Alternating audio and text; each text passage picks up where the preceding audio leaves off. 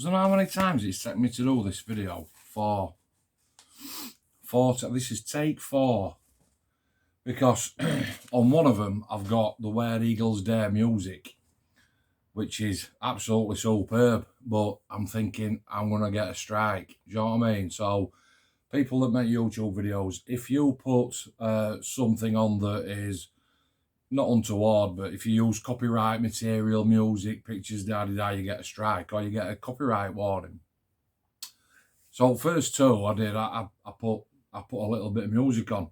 And I turned it right down, volume really low, and it's like that. I thought, I wonder if I can get away with that. If I can get away with it, what am I doing? Right? What am I doing? Get away with it. This is take 4. No Where Eagles Dare music. However, I hope I've get it away on what I'm building. It's going to be back to front. I'm still on reverse camera. Okay, it's a Revell level 5. Junkers JU-52 stroke 3 MG4E transport. And you might have it in your stash, and that's what this video is all about. You've got it in your stash, or you've been eyeing it up and you think, fancy that, it looks a bit tasty. What's first thing you do? First thing you do is you ask your mates, into it. You say, have you built, have you seen? Or 1.1, first 0.1 thing that you do, YouTube. So here it is, because I built it. But you'll see what pictures that I'm going to put on. Can you see how I'm sat to one side? So I'll leave myself a bit of space. Pictures up here. I'm going to rattle through it and blag through it and waffle through it like I do. All right. And that just about sums it up. I've still got my work gear on, because it's Thursday night coming into Friday morning. Right, so you've got it in your stash. What am I looking for? Let's just go through instructions dead quick. Number 1. So obviously you get a floor pan with this one. And it tells you to drill a couple of holes out. No drama there, but I will say, as far as the holes are concerned, just use a pilot drill. Don't be, don't be getting your Makita out, right? That's wrong. Obviously, you want one of them little pin drills with a 1 mil or a 2 mil maximum drill in there, just to drill them holes out. Number 2, steering wheels. There's 2 of them. Steering wheels. Number 3, seats. Not extremely detailed, but on this scale it's just one part. 4 is instrument panel, and you do get a decal for that, and that one's on really nice. Number 5 is still in office, fixing that up. Number 6, a couple of bulkheads. Now, the bulkhead detail was actually quite lush. This is a 1 in 48 kit, so you'd expect a little bit of lushness. Is that even a word? And detail on bulkheads is quite nice. And same for step 7. Step 8 is adding another seat onto another part of bulkhead that faces into office. Section 9, there's a couple of tabs to break off, a few little bits of plastic, no drama. And section 10 is actually the rear bulkhead where the gunner sits or stands. I'm not quite sure. Let me just have a little look here. I don't know whether he stands. I've got it here in front of me. I reckon he stands up. I reckon he stands up in there. Can you imagine that? Can you imagine being in this Junkers, flying over enemy territory, stood up, with wind blowing in your face, holding that machine gun? I'll be like, no thanks. Step 11, stick that bulkhead in. 12 and 13 and 14 is some more seats. 15 is more seats. And then 16. 16 is the side of the fuselage. And what you're getting into there is you're getting into that nice little bit of detail area that you can work on. So you put your glass in and you put your fret in. And then your floor plan goes to one side. So section 17, I'm just going to put my finger up there. So section 17 is whacking all that in together. Now, one thing that I will say with this kit is you have to do it by sequence, which was unusual for me because people know I'm a backwards builder. No bombs and missiles on this one, marky mark. So I was sort of left a bit head scratching, like, where the chuffing am I going to start? Well, I've got to start it off, Hannah. 18 is putting some seats in. I did take a picture of that.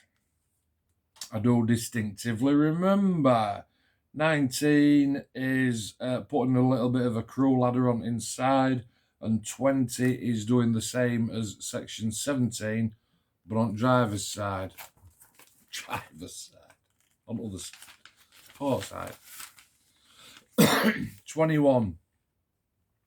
Now, typical of Revell, I mean, so you've just heard me go through section 1 to 20, talking about office, interior, bulkheads, all that sort of stuff, putting your two shells together and making a unit.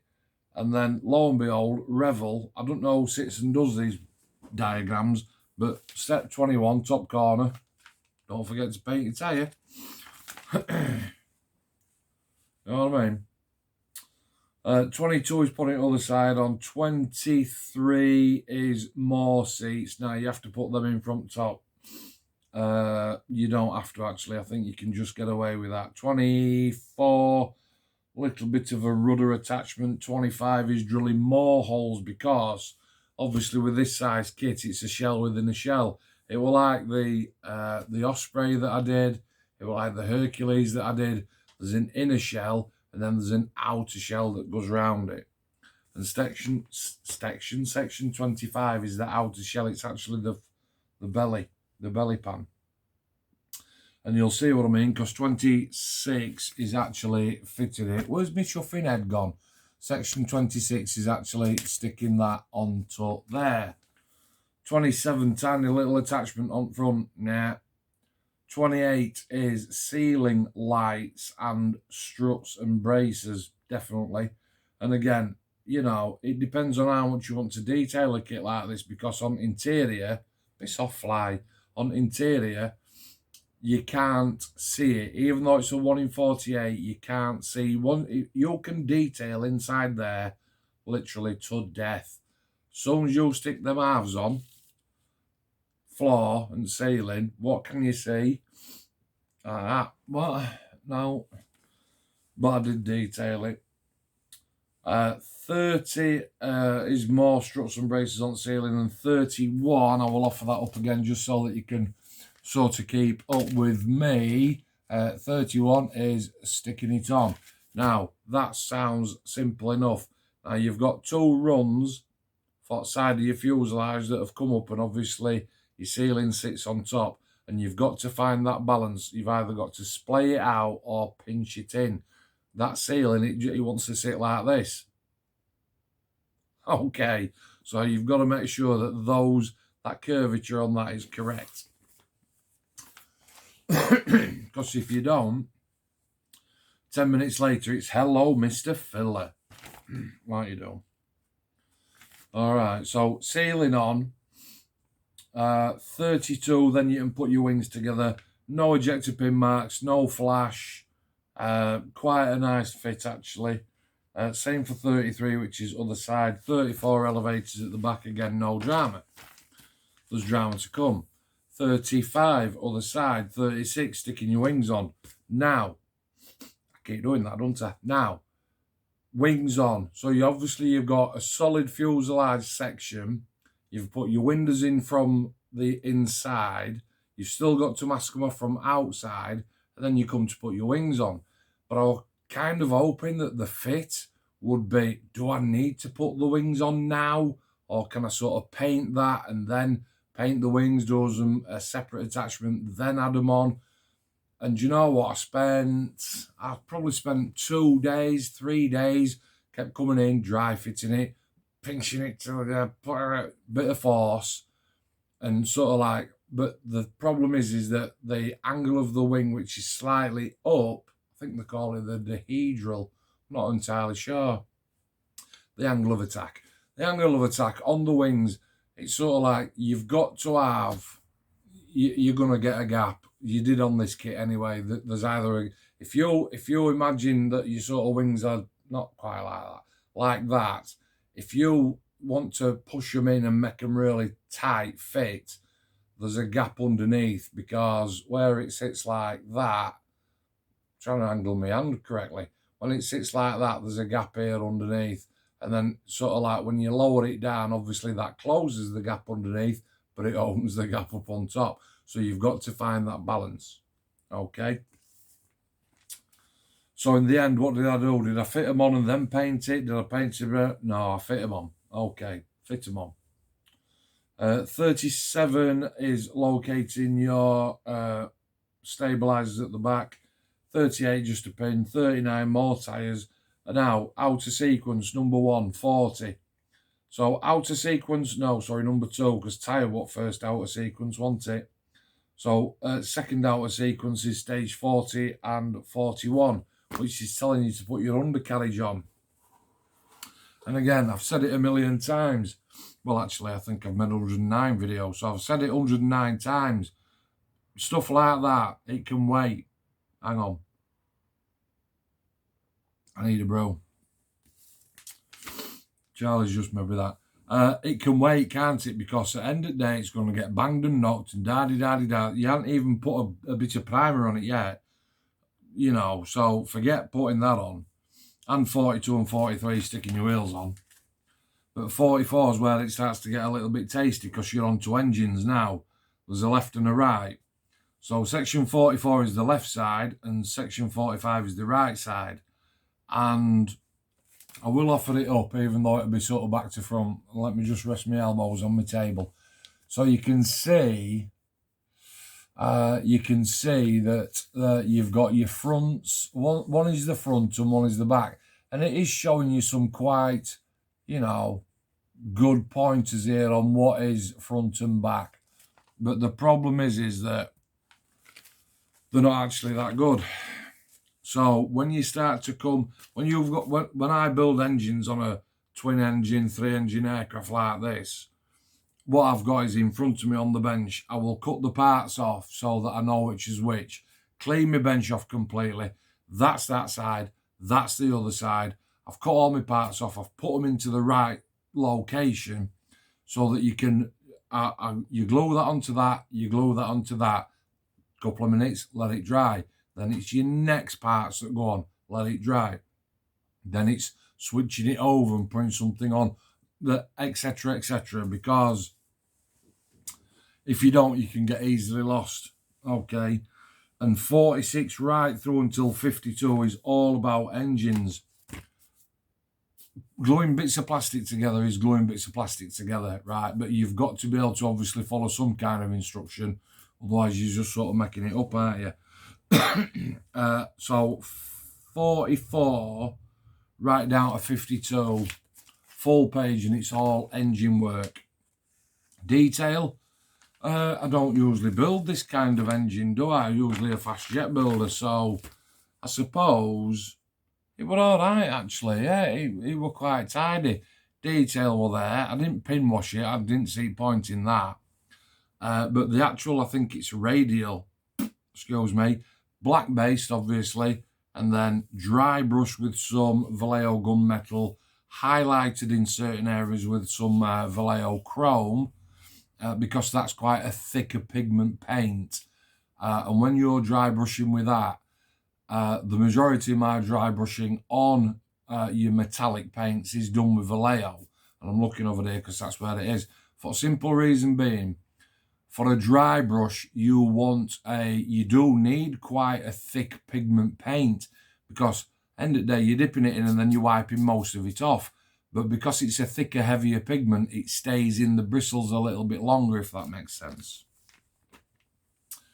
You certainly, I wouldn't like to think that I was trying to dry brush with AK or I wouldn't even use Tamiya, and I certainly wouldn't use MRP. Definitely not, because that's like water. 53 engines on, and again, out of sequence number 3, because you don't need to put your engines on now. 55 through to 58 is the front engine. 59 and 60 is flaps at the back of the wings, down at bottom. Okay, and again, is that out of sequence?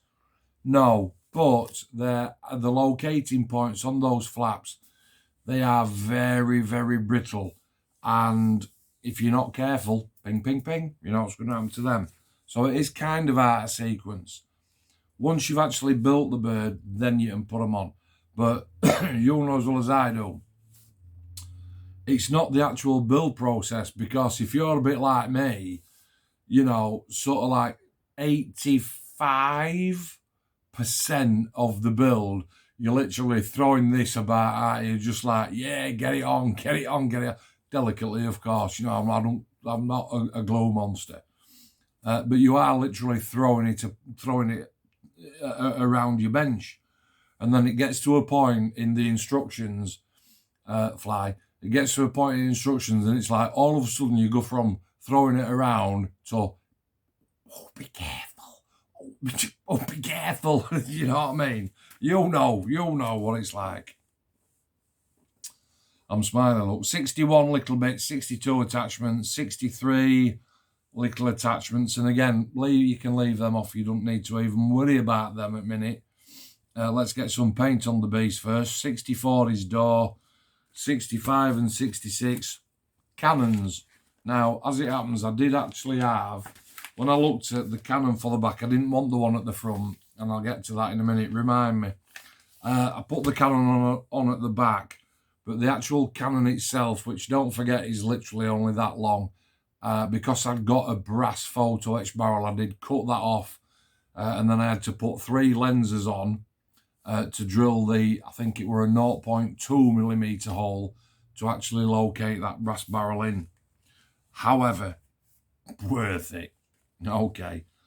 67 rear gun sticking that in. 68's giving you an option of 2 canopies. One that's got a big hole in top for a gun and one that's closed. 69 adding more bits. 70 propeller. 71 and 72, some more little, I think the sort of actuator arms that go on your flat mechanism. That's it, I built it. 73, 4, 5 and 6 is all about these fellas. I'll get back to that in a minute. I didn't need them, did I? 77 and 78, I'll get back to that as well, because that's 77... which is North Africa, June 1941, and this one, which is Italy, December 1942, of which none of mine are, because I've done mine in the other scheme. What other scheme? So before I built this kit, daughter's on her way up to Durham. I'll take you, mate, don't worry about that. Nice day out for your dad. Knowing full well that the North East Model Centre's there, knowing full well that I'm going to call in, and knowing full well that because I've watched the film, Where Eagles Dare, like 2 days before, it's still about here. You know what I mean? It ain't gone to the back and it ain't fell out yet. It's still quite prominent in my mind. So I'm thinking, North East Model Centre, 1 in 48, Junkers Joe, JU-52, I'm hoping and praying that he's got it in. And as it happens, he did. Now, shout out, Mark. I am Marky Smith. While I'm up there, I'd posted onto our Facebook group, Sesco group, I'm going up to Durham. Mark is a distance member, which means that if he lived here, he'd be at every session. Because he lives too far away, he can't quite make it. However, opportunity to meet yours truly. I mean, chuffing hell, Mark. I hope you were impressed. Right, mate. And it was nice to see you, mate. Nice to meet you and see you for the first time. And we're sort of, I've got Charlie in the car and my phone's pinging and it's Marco and he's telling me where he is and what he's doing and where he'll be at certain times and da-da-da. So, we did end up meeting at North East Model Centre. It will march up at £61.99 and I didn't pay that. Right, cheeky chappy and me, I'm not paying that, mate. Not for a Revell 1 in 48 kit, there's no chance. So I got it for less. We'll just say that. Shh. All right. How does the kit go together? Now I've gone through instructions. It's quite nice actually. Body language indicates that I've got my arms folded, but it's just comfortable. It's lovely. It is a really, really nice kit. There's no flash. There's no ejector pin marks. If you've got it in your stash and this sort of like, oh, right, yeah, nice one, tidy. So it's all right then. Is it all right, Matt? Mate, it's absolutely fine. It goes together really, really well. And you would expect it to do that for a level 5 from Revell. Okay. The only downside to it was I wish that they would have supplied a canopy mask because I learnt the lesson on the Lancaster And for some reason, my brain fell out of my head when I come to mask this one. Even though I can mask canopies, I'm quite good at it, actually. And I did a really, really good job. However, we are our own worst critic, aren't we? And I could have done better. Okay. Little bit of aerial wire. It's fishing line. It's fishing line, super glue and fishing line, which, as you all know, is like a transparent, obviously, so fish can't see it. But a little dab of black paint and just sort of like go that way and then that way, and it makes it black. Okay. As far as decal options are concerned, then I've just looked down. As far as decal, in fact, no, let's not do decals. Let's carry on with build. So build went together absolutely fine, and I'd know in my head I'd only got one scheme for this bird, and that was the Bavarian white camo version. Now I'll show you a picture of what I mean. So build it, painting. Let's talk about painting. I could have cheated, if for want of a better word, black based it and then highlighted the centre of all the panels like we do in white. Tamiya X2, and then I could have gone over the entire plane, not underneath, I did that in blue. The entire top surface of the plane in MRP insignia white, which is like, it's so thin and it would have showed that through. But again, I'm sort of in and out at garage. That's why I take so long to build stuff. I'm in and I'm thinking, I'll sit down here in my chair and kids have gone to school and our lasses at work, and I'll just, I'll sit on the morning, I'll just look at the black base and I go, I should splinter camo that. Oh, work time. And off I go. And then I come home, our lass, she's up at crack of dawn, so she's in bed early. And I love and do all that sort of stuff. And then I come back in here and I look and I go, I should splinter that really. And you know what? I can do that for 2 or 3 days. So again, if you're feeling pressured to build, if you're feeling, I know Marky Bridge is going through a bit of a brain fart minute at the moment with his Lancaster. It's a hobby. It's a hobby, okay? It's not your work. It's not your job. You do this because you enjoy it. So if that means stepping away, some people say when you lose a bit of mojo, build something simple. Good bollocks, not building, no, simple. You're burnt out. And when you're burnt out, you walk away, okay? That's the best bit of advice. We've been through it, and I've been through it. You walk away, and whether it's a day, a week, a month, whatever, out, gone. And when you come back, I'll just have a little dabble at this, and before you know it, you're back into it, aren't you? I've lost my train of thought now. So I was saying, I'm in and out with this two-tone green splinter scheme, thinking, is my paint thin enough to sort of show that through to the point where people can see, I can see, that it has got that two-tone green splinter scheme underneath. So what I did was, picture, so black-based, dash, masked it off to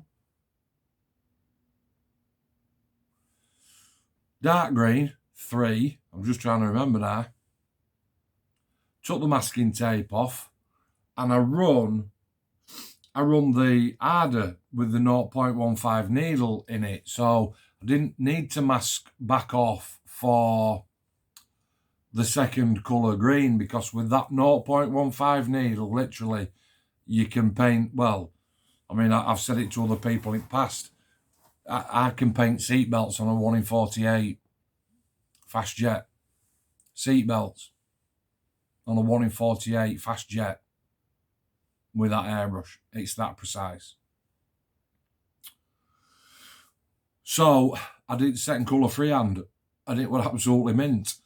But then on top of that, then it's like, right, so I'm back at work and I'm, and I'm working, and then you sort of like, you get under the time and thinking, how am I going to do this white now? Come back home and have a look, and you sit here and you go, I kind of know what I need to do, but let's rest on it. Let me rest on it. I'm not putting myself under any pressure, right? I ain't got anybody to satisfy other than myself. And I want the bird to look absolutely bang on, don't I? So, right, walk away, come back next night. What am I going to do? it turns out that a lot of my sort of thought process while I'm on a break, having a cup of tea at work, and I'll be thinking, Kit, back at home, what can I do? How can I do this? What can I do? And I posted onto the group Facebook again.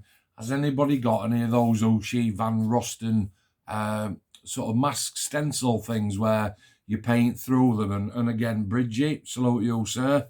Mark had got some. So on top of the camo splinter, I put some X2 through the masks, which was great. And then on top of that, I put some MRP insignia white. Absolutely superb. Bear with me. Got a fly on it. Absolutely superb. Now, it's not pure white, but it's not grey.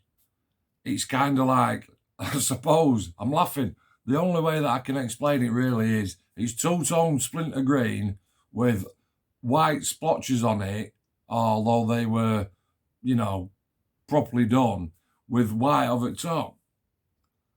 Because when you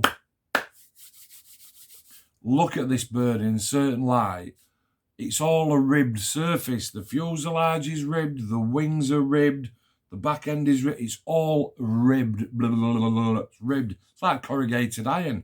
Well, they probably made it out of that, to be fair. I don't know, I'm only kidding. Right? But when you look at this bird in certain light, and I've got a strip light above my head because I don't forget I'm in shed. When I look at it from here, it looks grey. But if I literally picked it up, moved it directly under where my light is shining, it'd look a lot brighter. And it's been finished a week, and this is first. Well, it's not. This is fourth time I've done this video, like I've said. But this is like the time that I'm looking at it on different angles, thinking, what am I going to say on my video? And I keep coming in and moving it and spinning it round and looking from on top and looking from side. You see that karate move then? And looking at it from different angles to get a feeling so that I can explain to you what it looks like. Okay. After the whites had gone on, I did the grey Bavarian sort of mountainous breakup lines. And at first too thin. And again, I put it onto the group and said, what do you think to these? Because I'm looking at stills from the film, looking at stills from the film, and these lines look a bit chunkier. And, you know, again, a day or two, come back to it, and actually, yeah, I thickened them up. After the paint job went on to glossing, and it's Alclad 2 for me, that way, it's Alclad 2 for me, because it's very airbrush friendly. Down, back, off you go. Beautiful, but quite high pressure. 18. That's high for me. That's really high. Because MRP I shoot at 5. And people will verify that because I've had it down at club and they've gone, when I've turned pressure down to 5 and it's like barely trickling over, and back for air and back for paint, it just goes, and like, you know, that's unbelievable. Such a low pressure. So 18 for your Alclad 2. Decals. How long have I been going? I've kept you for 28.5 minutes. I hope you're still with me.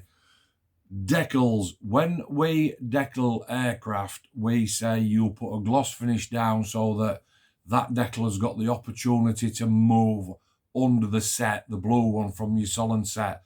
Other solutions are available. So, lesson learned. I thought, do you know what? I'm going to tackle the decals from underneath first and see how they go. Because this is a ribbed surface and you've got to imagine loads of little millimetre ribs like this, and then you're trying to put a decal onto that. And even when you bathe it in solid set, it literally goes, what do you want me to do? Well, I've got you in my tweezers, pal. I want you to move to where I want you to be. And it's like, really? Yeah, mate, come on, play it game. Nah. Yeah, but, right, well, I'll bathe you in some more set then, and now I'll have you with water. I'm literally pouring water on it. And it's like that. What? What do you want me to do? The lesson learned is, on a ribbed surface, even though you have glossed it, you've got to get that decal as close to where it should go as possible, because no amount of pulling and begging and praying with tweezers and fingers and everything else that you can possibly think of, that decal don't want to move over the rib surface. So I learned my lesson from underneath, and then obviously tackled the side. Decals, let's talk about call out. So I've watched the film, I've got still shots of the film, and I can see that the call out for the bird is CN4V. And up to that point, I'd never even thought about where am I going to get them sort of decals from then? Because I want to replicate the bird as close as I possibly can. Okay. That's nice. So, so I opened the box and I'm like, please, let there be some, something I can do here. And it turns out there's two C's, one for either side, two N's, one for either side, two 4s, one for on decal pack. I'm like, get in. The only one that I didn't have was a V. But like any good modeler, I've got a decal stash that's like that thick. And I'm flicking through going, let there be a V, let there be a V. And there was one, two of them. So how lucky is that? So I've actually got the correct insignia on from the film. Okay. And it looks absolutely spot on. Only thing I didn't have, swastikas. Alistair, cheers mate. Martin Radford, cheers mate. You know what I'm talking about. Matte coated then with my new matte, which is a Megamo Mr. Lucky Ultra Matte. And I have got to say, I'm 32 minutes in, but if you take anything at all from this video, I implore you to look for Megamo Mr. Lucky Ultra Matte. It's absolutely gorgeous. It is as thin as MRP paint, and those people that use MRP will go, really? Absolutely, as thin as that. And it goes through the airbrush at about 12 psi like an absolute dream. It's beautiful. Compared to the Vallejo that I've been using, which is like freaking treacle, even when you're watering it down 50-50, mate, this Mr. Lucky Ultra Matte, and you can get matte, semi-gloss and gloss, but this varnish that I've been using is absolutely pucker. Okay. That concludes the build, doesn't it? Because it's just about done. Where Eagles Dare, that's the film what I've based it on. It's not actually on the film right until literally the last sort of 10 minutes where they're shooting that back of that bus, and there's them plastic soldiers blowing up in plastic tank. You know what I mean? Okay. But that's not it. That's the build. Okay. Let me say this, £61 value for money. Seems a little bit steep for that. All right then, Matt. Well, how much would you have paid? 45. Yeah, I'd pay 45, which is what I paid for it. Would I build it again? And I've thought about this, obviously, because this is take 4, so I've answered it 3 chuffing times already. Would I build it again? No. Oh, well, you've just said actually it went together really well and da-da-da-da. No. I want to rephrase the question. Would I build it again? Park that. Would I recommend this kit? Definitely. Okay. I hope that you can get it for less than $61.99. It is available for less than that. It goes together well. It does look the part. I've got no inclination whatsoever of doing the Italy scheme or the other scheme with the wavy lab. None at all. I'm not a big World War II aircraft builder, as you probably know. This has got nothing to do with the fact that aircraft World War II, da-da-da. This is entirely because I love that film. Okay. That's why I wanted it in my aircraft hangar. So would I build it again? No. Would I recommend the kit? Most definitely. It goes together really well. It looks the part. It's quite big and quite chunky for a 1 in 48 kit. And I certainly can't grumble. If you have got it in your stash and you think, actually, yeah, you've made that sound a bit convincing, really, trust me, can't go wrong. You know what I mean? You really, really can't go wrong. If you've got this kit, 3rd or 4th down, you think, I keep going for that, but no, go for it. Pull it out, get cracked on, you'll enjoy it. There's no real fit issues, no filler required, because I got the wing bit sorted out. Everything goes together really, really nice. Patience is key. Engines, patience is key. Fit twice, glue it once. Remember that. Okay, that just about sums it up for the Revell Level 5 junkers. I'm looking over there because that's where the box is, and I've got chuffing instruction here in front of me. That just about wraps it up for the Revell Level 5 junkers JU-52 3MG4E transport aircraft. Okay, that wraps that up. I was going to mention something else, wasn't I? And I can't even remember what it was. Told you I'd forget. Right, okay. What's next? I'm sort of teetering on tornado time for me Italieri, aren't I? Because I've been mentioning it in every single video that I've made for last chuffing. Well, since last November when I bought it down at Telford. It's like, next kit, I'm looking. Next kit, I'm looking. Next kit, I'm looking. Do you know what I mean? So I think it's time. But I do need to square some paints away with my mate Dave down at Club. However, I have got the ship in front of me, which we did on the 24-hour build, raising £1,760 for Models for Heroes. Thank you very much for everybody that helped and everybody that contributed. It is massive, absolutely massive is that. But that don't answer my question because that's a group build. So, I have got a Phantom off Dave Jackson. Dave, love you, man. Get well soon.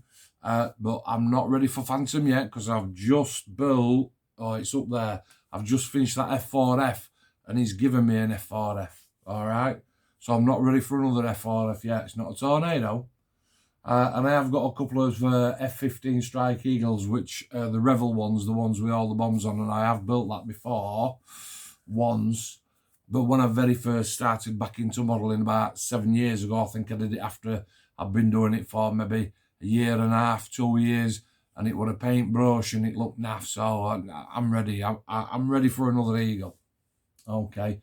And I have got a little Jag as well and 2 tanks still to go at. It's Club this Saturday, and I will be no doubt doing a vlog of down there just to show you what we do down at Club. Okay. Nice kit this, really, really nice. I hope that you've enjoyed looking at pictures. I hope that you've enjoyed my sort of narrative on build, if you will. You know, it's come together really, really nice. Okay. Thanks for watching. I'm up to 38 minutes. And you've got a bed to go to. So, are you going to work? Or if you're poor, you watch them on a weekend, mate. Stay safe, everybody. Stay safe. And thanks a lot for watching. As usual, thanks. Thanks. I love it. It's brilliant. Cheers. Next time. Be good. Cheers, mate. Bye.